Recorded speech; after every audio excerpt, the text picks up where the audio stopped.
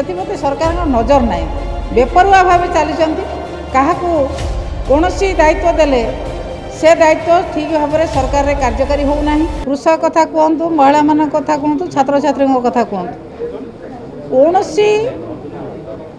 Section प्रति नजर ना।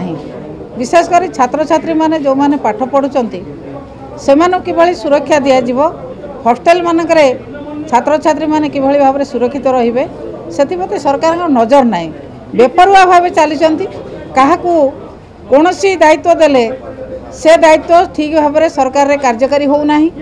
सरकार कौन कथा प्रति नजर दौना, केवल निजर आत्मप्रचार एवं निज दलर आत्मप्रचार चली पिला कौटी निखोज हेले, पिला कौटी आत्महत्या कले से विषय में सरकार एपर्यंत कौन स्पष्टीकरण दौना। तदंत ना चापिकी रही तदंत कौन होची से कथा लोकलोचन को आणुना।